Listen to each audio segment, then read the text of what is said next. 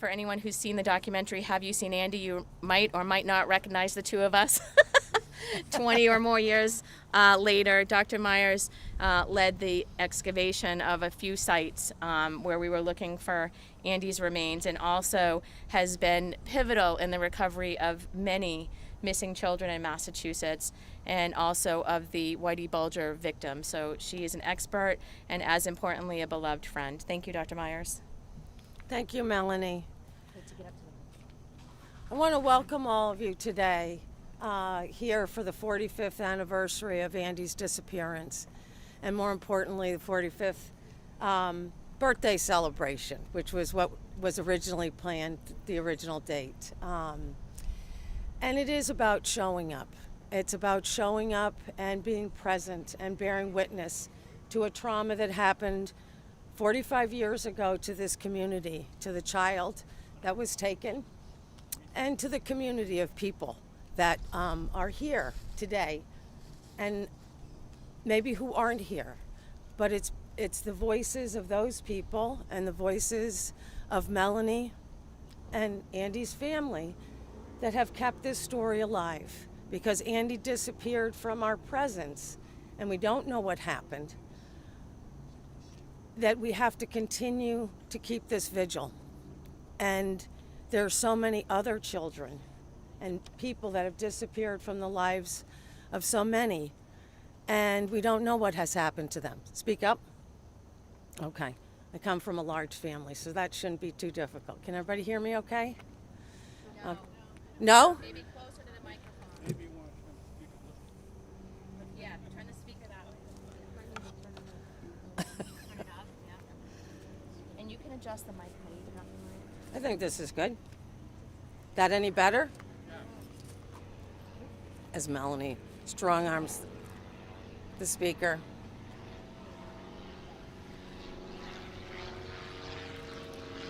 How's this? Is that good? Wait for the plane to pass. Yes? Okay. Let's wait for the plane to pass. As I was saying, it's about being here together to bear witness and to keep the vigil going for this child and for the community that misses him. So we'd like to recognize in attendance those including law enforcement, the Lawrence Police, the Mass State Police, and most importantly, Andy's families and friends, including Andy's father, Angelo Puglisi Sr., Andy's aunt, Billy, Andy's cousins, Tammy and Stacy, all who loved Andy. The Suffolk County District Attorney, Rachel Rollins, and members of her team. Lawrence Police Detective, Aliana, Massachusetts State Police, Matt Murphy, Essex County District Attorney's Office, Revere Police Captain Amy O'Hara, and myself, Dr. Anne-Marie Myers. Andy was last seen at this location at approximately 5:30 p.m. on Sunday, August 22nd, 1976. 45 years ago, Andy is the son of Faith and Angelo Puglisi and the oldest brother to Michael, Gina, Barry, Mandy, Corey, Brandon, and Chandler, Brian, and Serenity. Andy was 10 years old on Sunday, August 22nd, 1976. He was taken from us just 11 days before his 11th birthday, September 2nd. Every single child in the stadium housing project across the street and every child and family in Lawrence was and is deeply affected, even 45 years later, by the unsolved abduction of Andy Puglisi. If you are from Lawrence or perhaps participated in the search for Andy, thank you. And no, Lawrence has not forgotten Andy. We will never give up searching for answers for Andy and his family. And we fully intend to bring Andy home someday to rest in peace.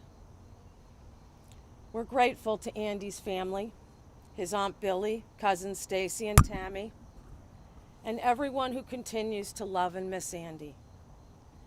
Thank you to the Mass State Police, Lawrence Police, and the National Center for Missing and Exploited Children for their continuous efforts in the never-ending search for Andy and all of the other missing children.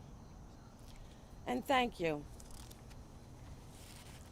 to Andy's childhood friend, Melanie Perkins McLaughlin, who has been dogged in her search for answers to what happened. And I would say that we probably all wouldn't be gathered here today if it wasn't for Melanie. In 1998, when she returned to Lawrence to try to find her childhood friend, she reached out to Faith, Andy's mother.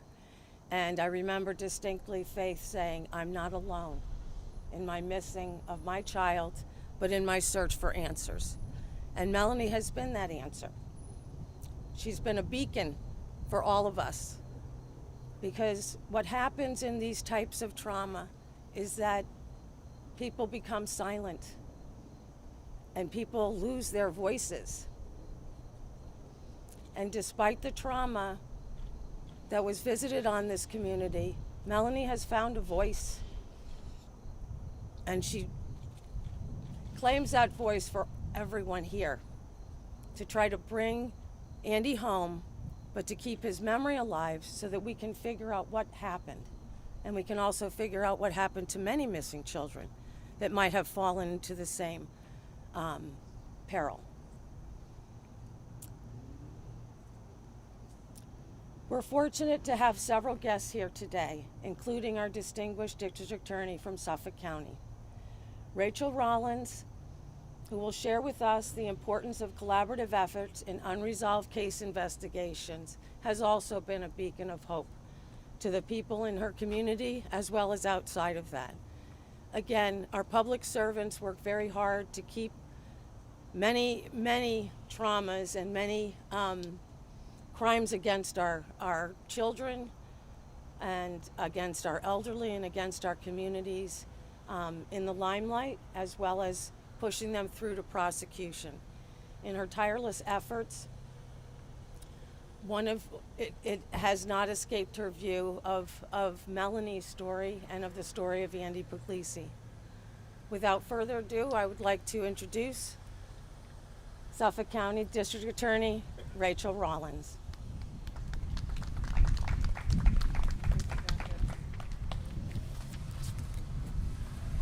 I have a few brief remarks, but I want to just start by thanking Melanie, my good friend, for inviting me up to Lawrence today. When you're a prosecutor, you see some of the worst moments in people's lives. It's part of the job. There's nothing harder, nothing more terrible, nothing more heartbreaking than the disappearance or murder of a child. Children are, by definition, the most innocent of us. They are also the most vulnerable. The disappearance or murder of a child is incomprehensible. A child has their entire life ahead of them. Then one day, they're gone, and the promise of their future vanishes as well.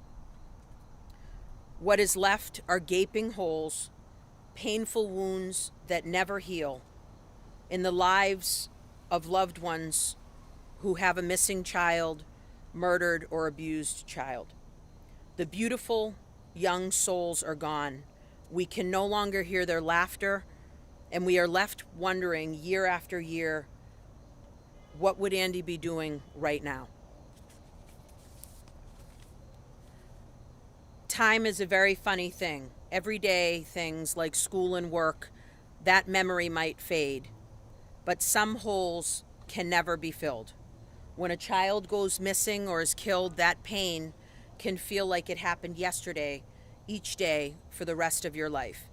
It is with you always. Those emotions, which can affect you mentally and physically, stay with you no matter how many months, years, or decades have passed.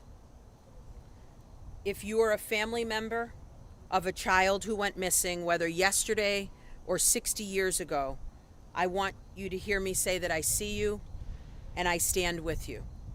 If you are here today because a child in your life went missing or was killed or harmed in any way, I see you and I stand with you. I ran for district attorney in Suffolk County which is Boston, Chelsea, Winthrop, and Revere, to improve systems, to make the criminal legal system more equitable, and to focus on serious violent crime. As I campaigned and shook thousands and thousands of hands, I heard from people who were the family members of homicide victims. They were the survivors of homicide.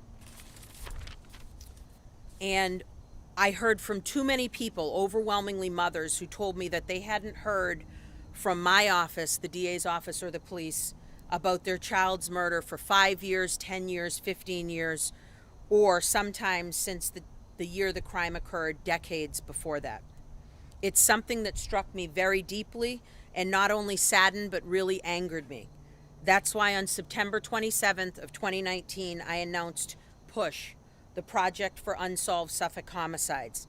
It's a priority of my office and one of the things I'm doing in response to what I heard on the campaign trail from devastated and frustrated families.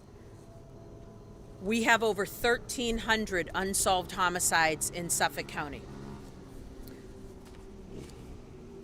So far in PUSH, 192 cases have been reviewed, and more than 70 of my 300 plus employees have looked through these older files dating back to the 60s in the hopes of seeing something new. Of those cases, several have involved children, and 4 of those children's cases are under active review. We expect some of those cases to go to the grand jury soon, and many of those children's cases were brought to our attention because of Melanie. Because remember, when your child is missing, adding insult to injury, they might not even be on a list of murdered and unsolved cases because they're considered missing and not murdered yet. It is because of Melanie that we are focused myopically on that category of cases. The PUSH team continues to work, and we will never stop searching for answers, no matter how many years it was that a loved one of yours went missing or sadly was murdered. And we're all here today because 45 years ago, Andy disappeared from here. He is not a PUSH case. His case is being handled by Essex County DA's office and the Mass State Police. But we work with Melanie and embrace her dedication to finding answers for Andy's family and the countless other families. I'm going to just name quickly 3 or 4 of our missing children cases, and then I will turn it back over to Melanie. On May 29th, 1973, Robert Janikowski was missing, 3 years old. On Sunday, June 25th, 1978, William Howland, 8 years old, went missing after being dropped off by his mother. James Tetta, 15 years old, of Revere, on August 23rd, 1973. His body was found 2 days later. We are still searching for the person that took his life. Lee Savoy, 10 years old, in Revere, last seen on April 7th, 1974.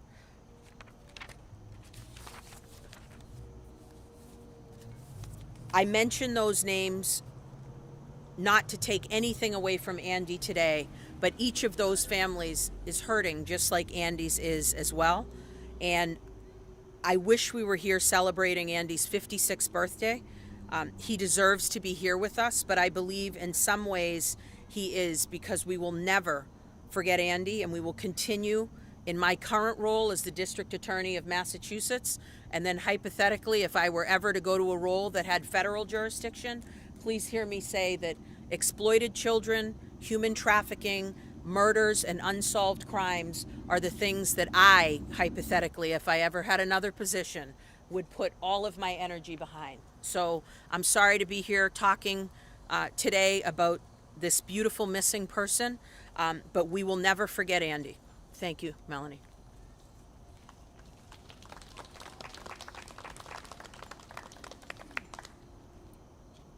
Thank you so much, District Attorney Rachel Rollins and Dr. Emery Myers. I also want to introduce Lawrence Mayor Kendris Vasquez. Mayor Vasquez, if you could come up for a moment. Thank you.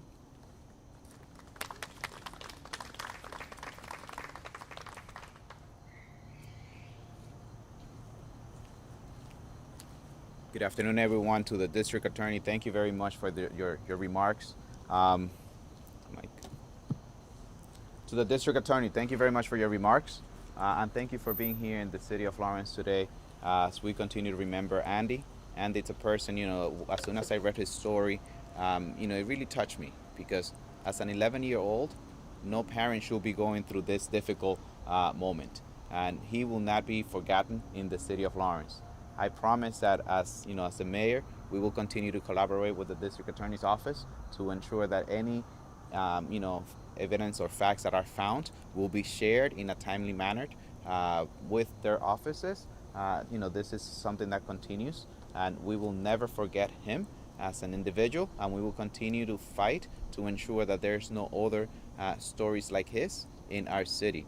We need to protect our children. They are the most valuable asset of our community. So thank you very much for inviting me to this, and we will continue to work closely in this. Thank you.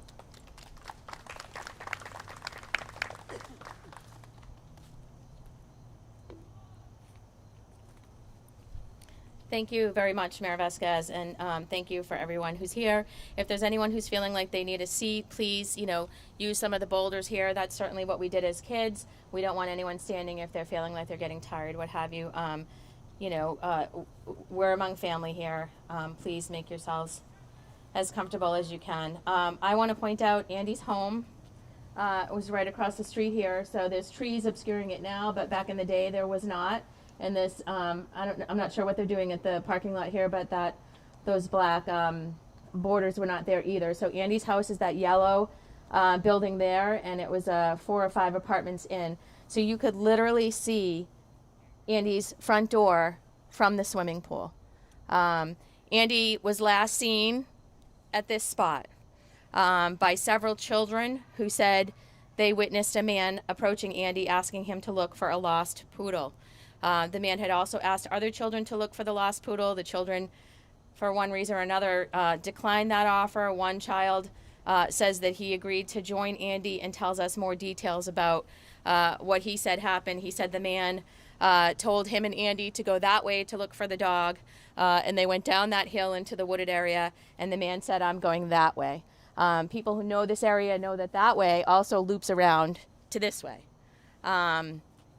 And, I won't get into too much more of the story, and I would encourage people, if you want to know more, there's certainly the Boston Globe did an 8-part series back in 1999 that you can read more about. Lawrence Eagle Tribune did many stories on Andy and his disappearance, and the website haveyouseenandy.com is up, and it has a very clear timeline of events, and also the documentary, the 2007 documentary, Have You Seen Andy, which is on HBO Max streaming. You can find out more information there. For the past several years, since 2017, I've been updating Andy's story based on, all of the events that happened when his film was released and the people that reached out to me, which was converging with social media at the time. So we had a lot of new information, a lot of new tips. I didn't get to act on a lot of those right away. I certainly sent everything to law enforcement, of course, but I didn't get to research a lot of them right away. I was pregnant with our 3rd child, who we learned had a congenital heart defect and Down syndrome, and who is now 13 years old, and led me on a whole other path of advocacy. And little did I know that those two paths would merge later on. And I think that's the universe's intention. Sometimes we don't know why things happen, but I believe that, Gracie helped me learn about advocacy, as did all my children. And I bring that advocacy here today for Andy and for all of the children who grew up in Lawrence and the projects, and some of whom are here today, my childhood friends. I just can't even tell you how much that means to me, you guys, and to Andy's family, I'm sure. So Nicole, Kenny, Bobby, Tammy, Stacy, all of you guys, thank you so much for being here. And, look at us now. I mean, we're like old people now, right? I mean, 45 years has gone by, but we were little kids here that day. And this has stayed in our hearts all this time, because it's not just about, obviously, one person or me or you or anybody. It's about Andy and what happened that day, and the trauma that we still live as a community, as family, as cousins, as friends, as everybody that's here. And I want you to know that we recognize that trauma, and that doesn't go away. And for anybody that's watching that has experienced any child abuse themselves and may have grown up here at the time and or knows anything about what happened, I want to tell you, I know that more happened here than others might understand, and that you're not alone. You can reach out to 1-800-RAIN, RAINN, if you're a victim of child sexual abuse and you need support and help. If you know something about Andy's case, please reach out to any of the law enforcement folks that are here, including Lawrence Police Department, Essex County Mass State Police Department. You can always email me, melaniemclaughlin3@gmail.com, or call me, text me, 617-699-1962. So, 45 years.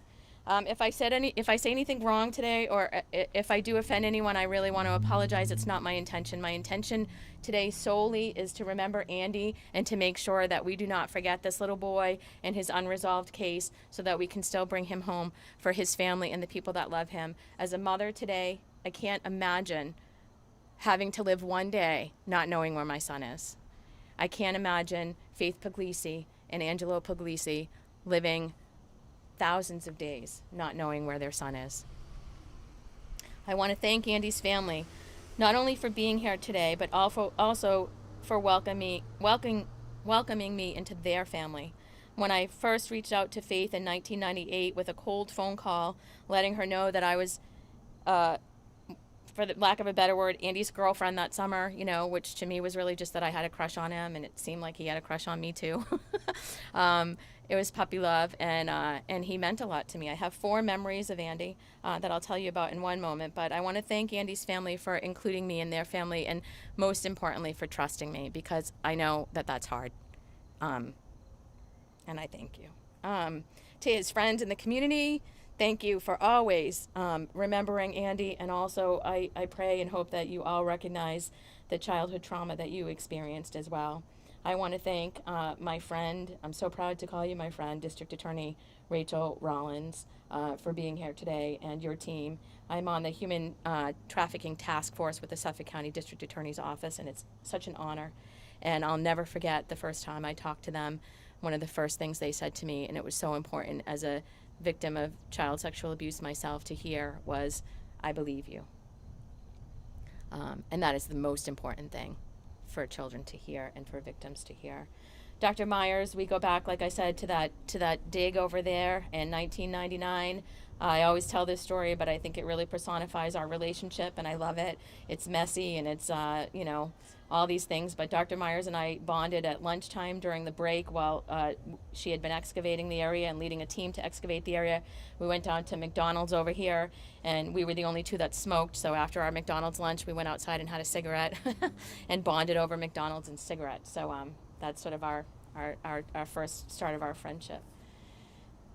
Andy. Who was Andy? Andy was a 10-year-old boy, or for some people here I know want me to say is a 10-year-old boy. In 1976, he was a 10-year-old boy who moved to the projects in March of 1976. The first time I met Andy was with my brother Jeff. I have 3 older brothers. We're all about a year apart. I was 9 years old at the time. They were playing football outside my grandmother's house, which is just in front of Andy's house, just down the hill. The next unit in front of his house, and they were playing football, and I wanted to play, and my brother Jeff said I couldn't play, and Andy said that if I couldn't play, he wasn't going to play either. So that's when my crush started. He was a beautiful boy with tan skin and long hair, sort of brown hair that he always sort of looked over his eyes and wiped his hair out of his eyes. The second memory I have of Andy is coming over to his house, and he was watching his siblings. He had Michael, Barry, Gina, and Mandy at the time, and he was babysitting them. And I remember he was giving chocolate chip cookies out to all of them, and he had me sit out on the porch because nobody was allowed in the house when he was babysitting. But he came outside and offered me chocolate chip cookies, and then let me have 2, which again solidified the crush. The third memory I have, the football, we were outside one day. He had just gotten CB radios. It was just before his birthday, and he had gotten CB radios for his birthday, and he was letting me play CB radios with him, and we were just around the corner from each other, and we could hear each other more, in the air than we could even over the CB radios, but we were playing with these really heavy, authentic walkie-talkies or CB radios, and that was just before he went missing, I know, because he had gotten them for his birthday. And then the very last time I saw Andy was in the swimming pool over here. If you look through the fence, you'll see the awning, or not the awning, the edge of the white roof. Andy was on the other side of this building here, which was our locker room.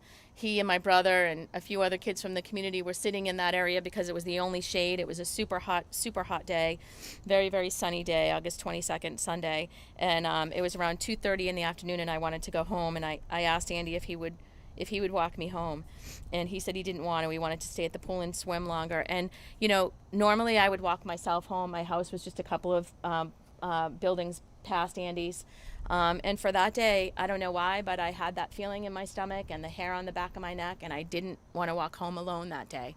And I told my children since the day they were born. My daughter Riley's here today, my oldest, but I've told them since as long as they could remember that when you get that funny feeling in your stomach and you feel the hair on the back of your neck, that's nature's way of telling you there's something wrong. Pay attention to it, listen to that. I asked my brother Jeff to come with me. He said no, he didn't want to. I threatened to tell my mother on him. I know. And he came running after me because he was nervous that I would tell my mother on him.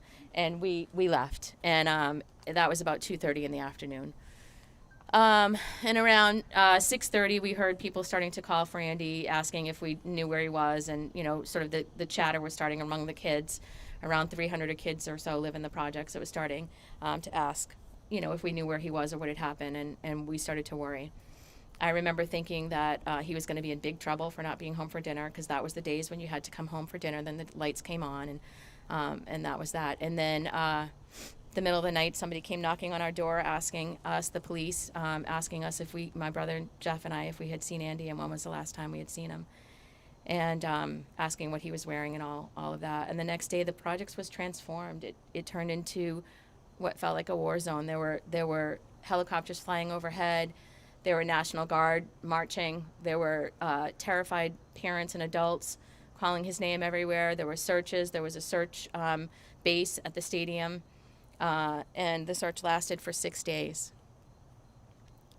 Why it was called off after 6 days still remains unclear to me, but that's why we're here today, is because that little boy, in every single story I told you, was a caring, loving little boy who shared his cookies with me, who shared his walkie-talkie with me, who was just somebody who loved his family, took care of his siblings, and is and was a beautiful boy.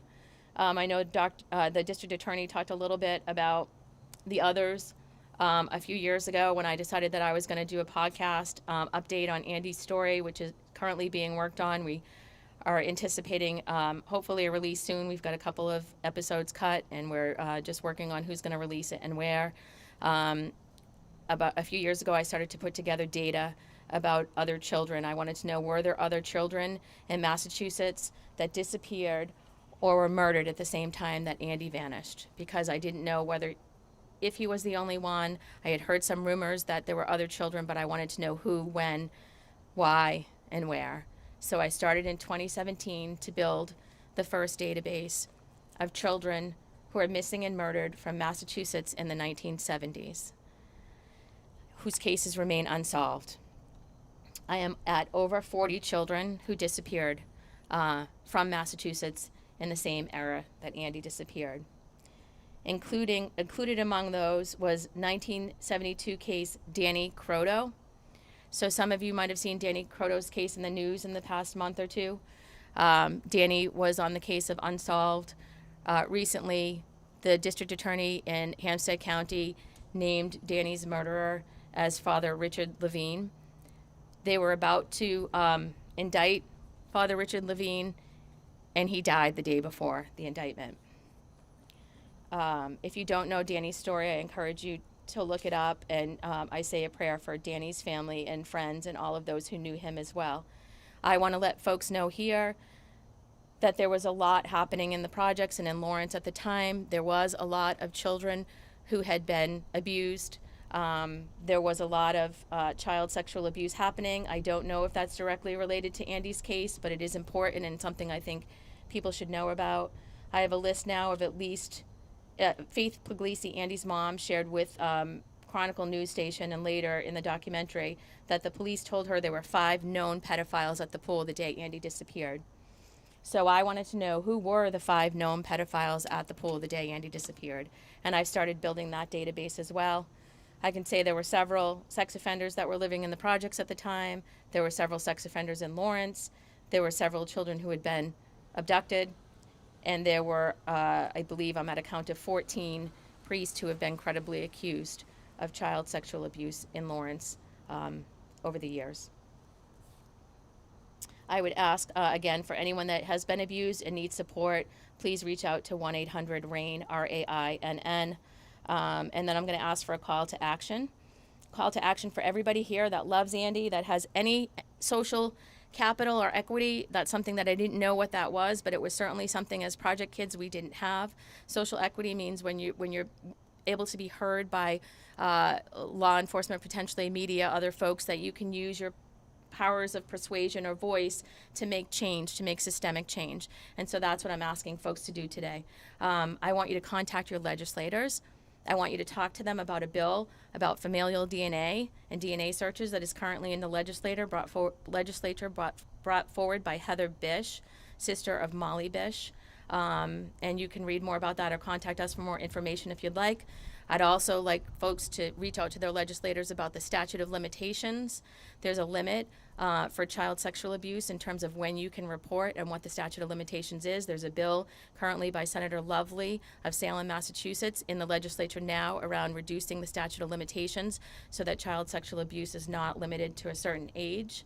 And I want folks, if they can, to use the hashtag #HaveYouSeenAndy and take pictures of their porch light on tonight in memory of Andy Puglisi. And most importantly, please talk about it.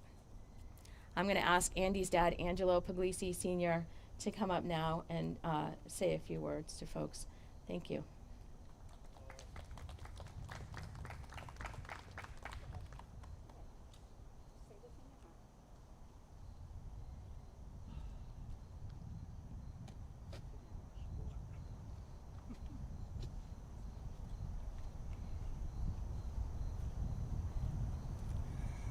Well, I want to first start off by saying thank you for everyone. Take your time to be here to share this moment with me, Faith, all families. Thank you for your time. Let me lift the microphone up. We can't hear you. Sorry. I forgot what I said. That's all right. That's all right. That's okay. That's okay. Thank you. So now I gotta grow tall. Okay, let me start over again. I want to thank everybody from the bottom of my heart for taking your time to come here and share this moment with me, Faith, Billy Ellis, our families, grandkids, nieces, nephews, all. Thank you so much for that. 45 years ago, I got a call from my mom saying that Andy was missing. It quite didn't sink into my head. I really didn't believe that. I figured maybe he was late going home, or he was with one of his friends and they were playing games or something like that, and he just forgot to go home. But unfortunately, the nightmare started that time, and it never ended. And I pray every day that it will end, to come to a closure, which is difficult for all parents who lost a child at some point in their life. I truly don't really know what else to say, because I'm a little bit emotional right now. And I thank you for being here.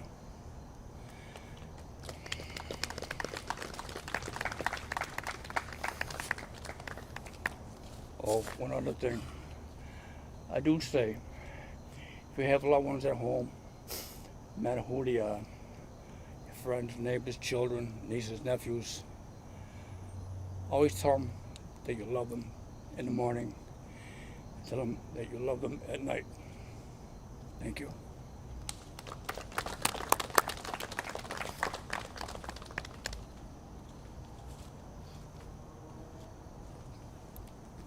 I know Angelo has also asked us to remember we don't know the circumstances of Andy's disappearance. we don't know if Andy is alive or not alive. And so it's important that Angelo shared with me a little while ago that, you know, he doesn't talk about his remains. He talks about, when he talks to Andy, he says, be safe wherever you are. And I think that's important that we say that as well. And then I'm going to ask Billy, did you want to come up? Andy's aunt, Billy Sharn, please.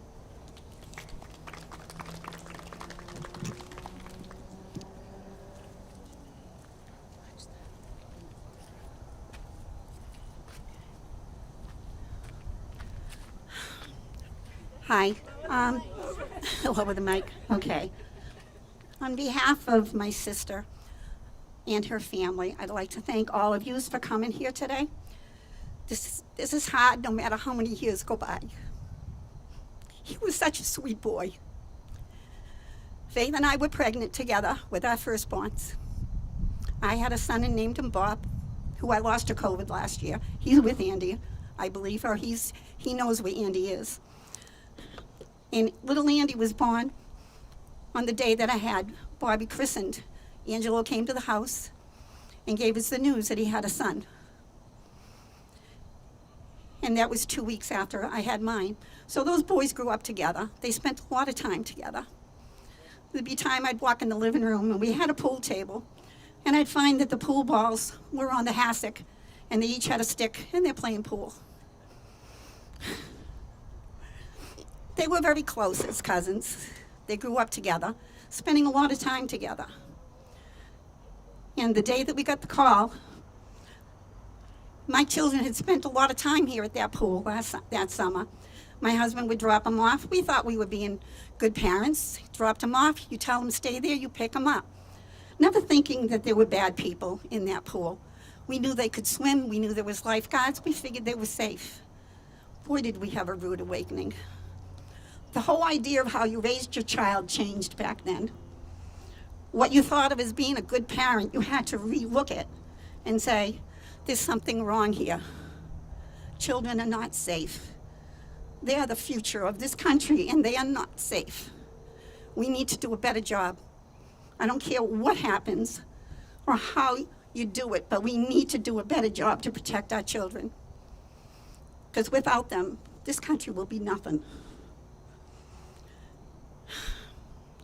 Growing up, it was very hard for my sister to see my son go through things that her son should have been doing, like proms and graduating high school and getting married and having a child.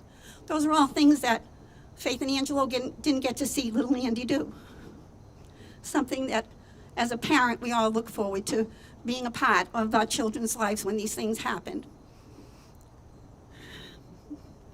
You know, as much as it was hard, I used to tell her, and I know she probably got off the phone and she probably cried, because it should have been her son doing those things too. And he never got that chance. He was a good son.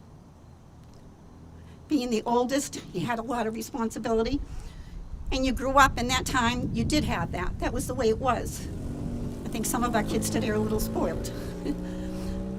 But there was more time that you spent with your siblings back then. You weren't on the phone. You had a stronger relationship. I remember after Andy disappeared, and I lived up on High Street on Prospect Hill, and looking out my window, and there was my daughter Tammy kneeling on the stairs with Angelo's brother, Barry, and they were praying. What were they praying? They were praying for Andy to come home. They were just little babies, and they were praying for Andy to come home. There are so many moments in your life that we take for granted, and what we can't take for granted is our children. We need to keep them safe. Thank you.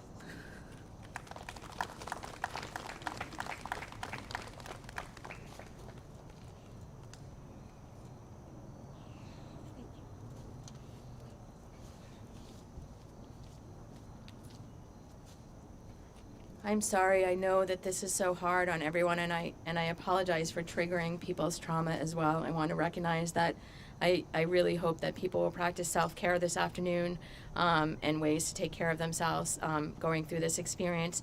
And now I'd like to offer a few moments, maybe 5-10 minutes, for folks who knew and loved Andy to come forward to an open mic and maybe share a memory, a story, anything that you'd like the community to know about Andy Puglisi.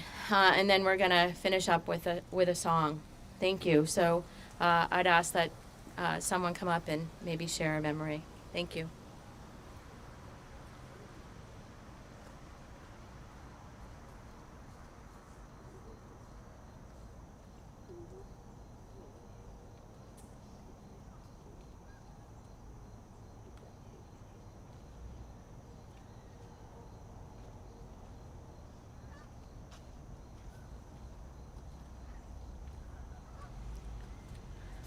I'm Pixie, Billy's sister-in-law.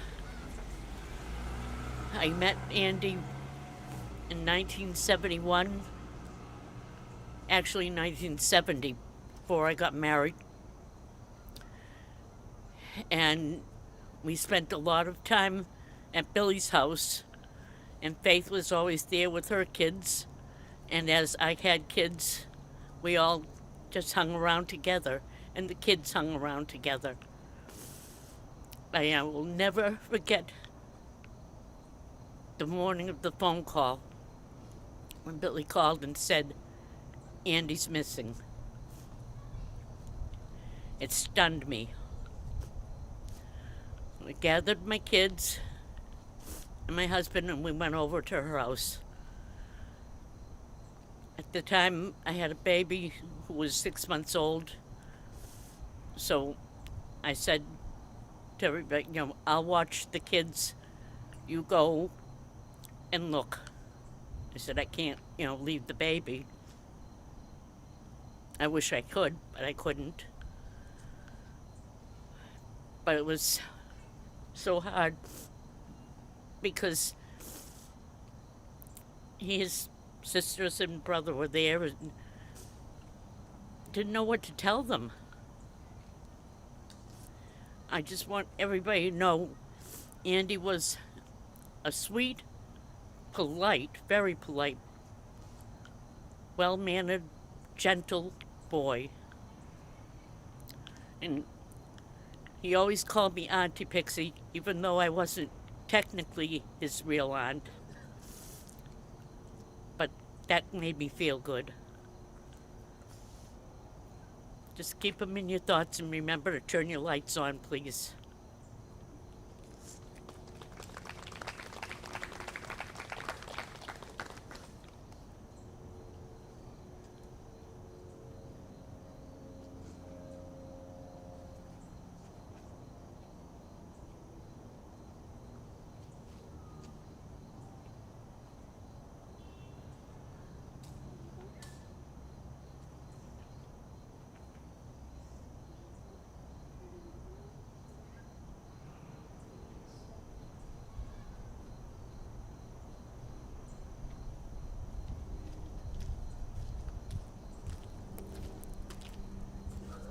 My name is Amber. I am Andy's cousin. I'm Andy's cousin. I've never met Andy. But hearing the stories about him as a child, hearing my mother always tell me how much she loved me, and even when late at night I'd be out, I can hear my mother calling for me, the panic in her voice, I can only imagine what my Auntie Faith felt. The stories I've heard of Andy, he was an amazing child. He was so nice to everybody. He had a fun personality. I don't think he's gone. I think he's still out there.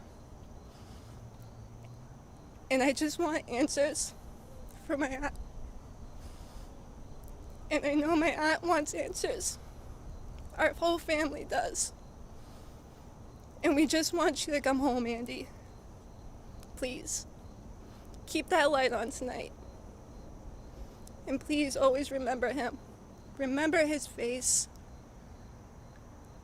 Thank you.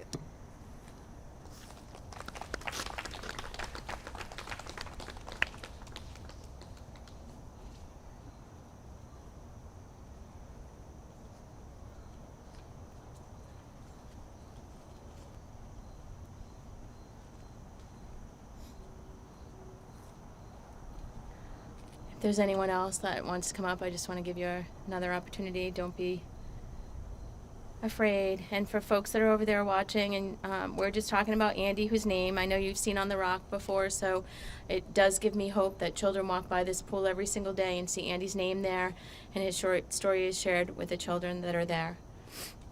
I also want to thank my brother Jeff for being here. He showed up, and I want to thank him a lot, and I just want to say I'm sorry that I said I was going to tell Mom. I love you.